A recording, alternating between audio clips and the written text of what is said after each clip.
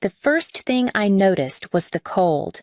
Not the pain, not even the blood, but the cold tile pressed against my cheek, pulling the heat from my skin like it had a right to it. The taste of metal coated my tongue, thick and sharp. I tried to inhale, and pain rippled through my ribs like warning flares. I blinked, my vision blurring and clearing in waves until I saw his shoes. Declan's shoes, just a few feet away from my face. He wasn't speaking. He wasn't helping. He just stood there for a moment like he had somewhere better to be. And then he turned, stepped over my legs like I was a misplaced rug, and walked out of the apartment. I heard the door shut behind him with a casual click. I waited, for footsteps coming back, for Brielle's voice, for anything that would make sense of what had just happened. But the silence stayed. My phone buzzed weakly against the floor beside me, the screen cracked but still alive. I rolled just enough to see the message. Stay away from us. I stared at it. The words didn't sting. They sliced. She didn't ask if I was okay. Didn't apologize. Didn't even pretend to be confused. She had chosen him fully and without hesitation, and in doing so, she had unchosen me. My fingers trembled as I typed back a single word. Done. I didn't cry. Not yet. Something was shifting quiet seismic. It wasn't that I stopped loving my sister in that moment. It was that I stopped asking her to love me back. I sat up slowly, using the countertop to brace myself. Every breath was a reminder, but not the kind that begged for pity. The kind that tells you you're still alive, still capable, still in control of something. And in that silence, something unfamiliar settled inside me. It wasn't rage. It was resolve. Even before the bruises had started to bloom, I knew the pain ran deeper than that night. This didn't start with Declan's fist. It didn't even start with Brielle's silence. It started years ago in smaller ways when being overlooked was called keeping the peace. I was always the one who made things easier, the one who got straight A's without needing praise, who brought her own snacks to family trips so Mom wouldn't have to pack extra, the one who folded laundry at 14 because Brielle wasn't good at it, and who stayed quiet at dinner so my father wouldn't snap when he was tired. Brielle, she was sunshine. Even when she did nothing, she shimmered. I still remember the year she got hired at a boutique in the mall. My mother acted like she'd landed on Forbes' list. She's finding herself, she said to anyone who'd listen. That same week, I'd been promoted to lead UX designer for a national campaign. When I shared the news over dinner, my mother smiled thinly and said, "That's great, honey, but just don't lose sight of the bigger picture, marriage, a family." My achievements were fine as long as they didn't get too loud. As long as they didn't make anyone else uncomfortable. When Brielle got engaged to Declan, the whole family buzzed like he was royalty. Finally, Mom whispered to me once, "She's got her future in place. Now we just need to find someone for you." Like I was a glitch needing repair. Like my life without a man was an unfinished sentence. That's when it really clicked. I wasn't their daughter. I was their backup plan. Their extra set of hands, their emergency contact, the one they could lean on when things fell apart and ignore when they didn't. I let it happen. I folded myself smaller and smaller until all that was left was the version of me that kept everything functioning. But when I felt that tile against my cheek when my sister told me to stay away, I realized something that cracked through years of conditioning I had been built to be forgotten, and I was finally ready to disappear on my own terms. I reached for my phone again this time, not to reply, but to check something else. The mortgage pre-approval was still sitting in my inbox.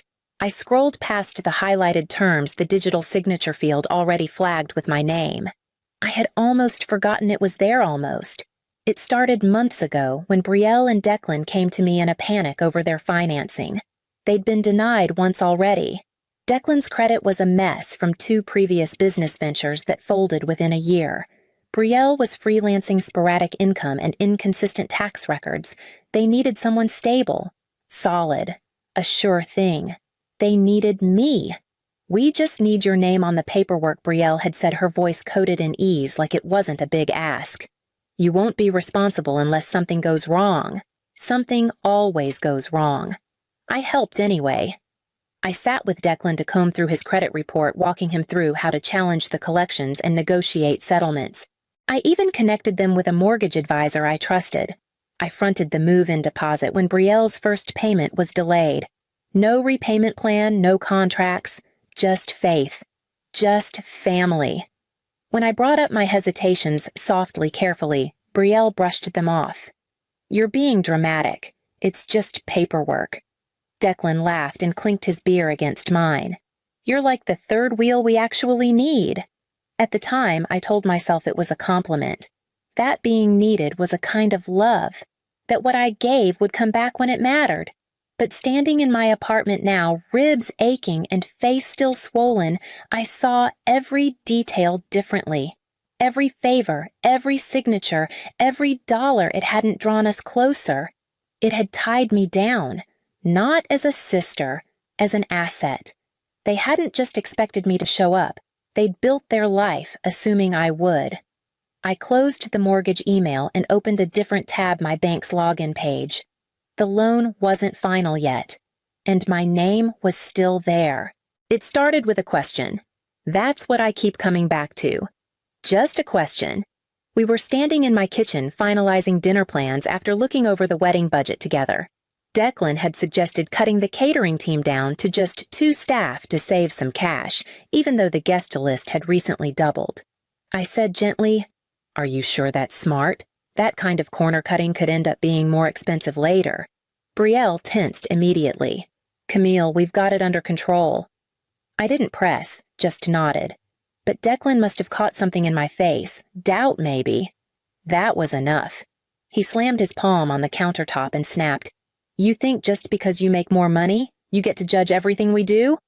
I froze. "That's not what I—" He stepped closer. "You think you're so much better than us?" "Always have." His voice was getting louder, hotter. I instinctively stepped back, bumping into the island behind me. I glanced at Brielle, expecting her to say something to defuse him like she always did, but she didn't. Then came the shove. I hit the counter hard, the edge digging into my ribs. I gasped, stunned, but before I could react, he swung. A closed fist, right across my mouth. The taste of blood came instantly. The world went sideways. And then I was on the floor, the tile rushing up to meet me. But that's not what I remember most. What I remember is Brielle, standing there, watching, not moving, not shouting his name or running to me, just still, like she was weighing something. When they left, I stayed down. For seconds or minutes, I don't know. Eventually, I reached for my phone. Mariah answered on the second ring. "Camille, I couldn't speak. I just cried." When I finally choked out what happened, every word thick with shame and disbelief, she didn't hesitate. "This isn't a misunderstanding," she said, voice sharp with clarity. "It's assault, and you need to report it." She stayed on the phone as I pulled myself to my feet and made my way to the bathroom mirror. My reflection didn't look like me, but it was time she did. The next morning, I moved like I was made of glass, slow, careful, deliberate. Every part of my body protested, but my mind had never felt clearer. There was no fog, no doubt. I opened my laptop and signed into the bank's portal. The mortgage file was right at the top, flagged as pending. $820,000, approved conditionally, co-signed by me. I stared at the screen for a long time. My name was everywhere on the pre-approval, the liability breakdown, the repayment schedule. I'd made this possible. Without me, they were a couple with inconsistent income and a credit history that read like a cautionary tale. I started the revocation process. It wasn't a simple click. It was 3 verification steps, a phone notification, and a warning message in red. This action may result in cancellation of the loan agreement. Proceed only if you understand the legal and financial consequences. I clicked yes. Another pop-up appeared. Are you sure? Yes. Security questions followed. My first pet's name, my mother's maiden name. That one stung. Then came the final screen, a legal form dry and clinical. At the bottom was a signature line. One signature to undo every time I'd chosen to help them over helping myself. I rested my fingers on the mouse. They had expected me to keep giving, to stay silent, to keep my name attached even after they tore me away. But I wasn't their anchor anymore. I wasn't their insurance policy. I clicked sign. A small check mark appeared, followed by "Your guarantor agreement has been successfully withdrawn." I closed the laptop and let the silence settle. It wasn't heavy, it was clean. Somewhere in the city, they were probably finalizing centerpieces or comparing paint swatches. They had no idea the foundation of their dream house had just disappeared. And I wasn't done. Not yet. The call came just after noon. I didn't recognize the number, but I answered anyway. Declan's voice exploded through the speaker, panicked, high-pitched, nothing like the man who had stood smug in my kitchen 2 nights ago. "Camille, what the hell did you do?" he barked. "The bank called. They said the guarantor pulled out. The loan's been denied. You killed this deal. Do you even understand what you've done?" I said nothing, just let the silence expand until it made him squirm. Then I answered calm and clear. I did what Betrayal asked. "I'm staying away." I hung up before he could respond. An hour later, the banging started. Not knocking, banging. My front door rattled under their fists. I watched from the peephole as Betrayal paced like a woman unhinged, her eyes wild. "Camille, open this door right now," she screamed. "You are ruining everything." Declan was behind her, trying to soften the performance. "Just talk to us," he said. "Please. Think of Mom. Think of everything we've all been through." I didn't move. I didn't speak. I just stood behind the door and watched them unravel. When they finally left, their voices trailing into the hallway, I sat down at my kitchen table and opened a new folder on my desktop. I titled it Court Evidence. One by one, I added the photos, the swelling, the bruise on my ribs, the split in my lip, the screenshot of Betrayal's text, the withdrawal confirmation from the bank. I wasn't building a case out of revenge. I was building it because I knew people like them, people who'd twist a story until the truth suffocated under guilt and reputation and family ties.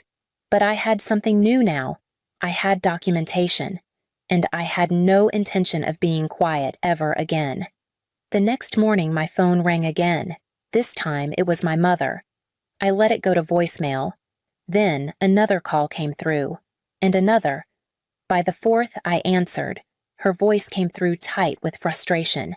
"Camille, what is going on? Betrayal told me you pulled your name from the loan. Are you really willing to destroy your sister's future over a disagreement?" "A disagreement." I didn't speak. I wanted to ask if she knew about the bruises, about the punch, about the silence Betrayal chose. But I didn't, because I already knew the answer. "You've always been so dramatic," she continued. "You push people away and then act like the victim. I raised 2 daughters. I won't let one tear the other down out of spite." I hung up. A few hours later, my Aunt Carol called. I hadn't spoken to her in months. She launched in without even saying hello. "Your mother told me everything. I'm just so disappointed, Camille. Your sister's under stress. The wedding, the house, it's a lot. You should be supporting her, not punishing her." I almost laughed. That was the moment it all crystallized. This wasn't about a punch or a mortgage. It was about roles, ones I was never meant to leave. Betrayal was the one who stumbled, and I was the one who stayed quiet. That was the balance they all depended on. They weren't calling to understand. They were calling to restore the order. But I wasn't returning to it. I blocked their numbers and added the voicemails to the folder. It wasn't just Betrayal and Declan anymore. It was the whole system. And I was done playing my part in it. The envelope arrived on a Thursday, thick, official, and stamped with courthouse ink. A temporary restraining order, filed by Betrayal. I read it once, then again, and still couldn't believe what it said. According to her sworn statement, I was unstable, obsessed, and had violently confronted her out of jealousy. She called me dangerous, a threat. For a moment, I couldn't breathe. Not from fear, but from the precision of the lie.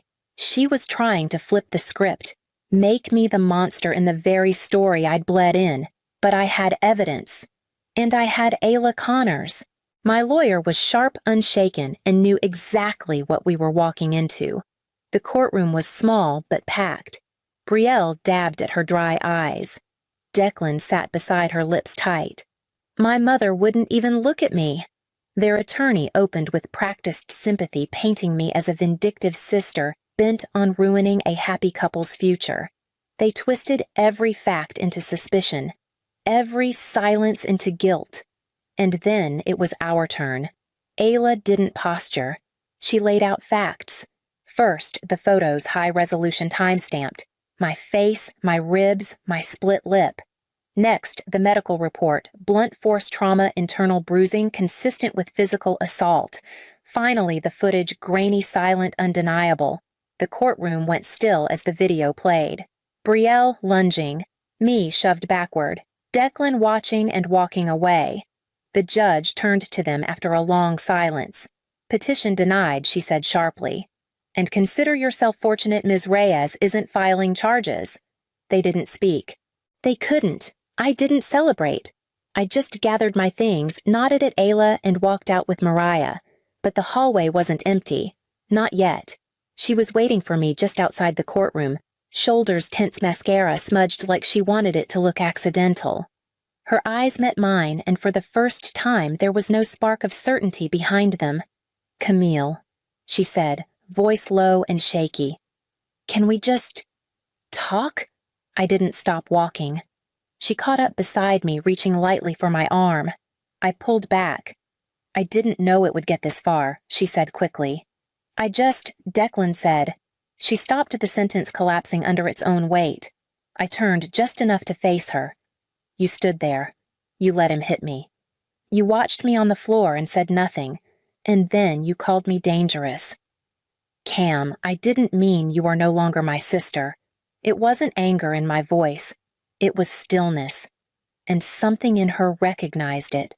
Her mouth parted like she wanted to argue or cry or beg, but nothing came out. She just stood there, small and wordless, as I walked away. Outside the courthouse, the air felt thin and sharp. Mariah was waiting with the car, and when I slid into the passenger seat, neither of us spoke. She just drove, one hand on the wheel, the other resting lightly near mine. That night, I sat at my kitchen table and opened my phone. One by one, I deleted their numbers, Brielle, Declan, my mother, my aunt. Then I opened my laptop and created a new email folder. Peace. I didn't move the voicemails or screenshots there. I didn't need to. That folder wasn't for evidence. It was for the things I was learning to protect. And for the first time in years, I shut my computer without bracing for what might come next. A year passed like a season. I had finally stopped resisting.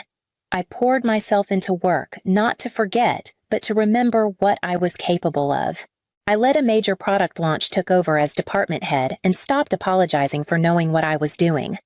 On Tuesday nights, I took a ceramics class at the community center. My hands learned to shape what once felt impossible to hold. Qley didn't care about my past. It just responded to pressure, consistency, and patience. By November, my apartment was warm with the hum of voices and laughter. I hosted Friendsgiving for the first time. Mariah brought wine. Nate made a weirdly perfect turkey.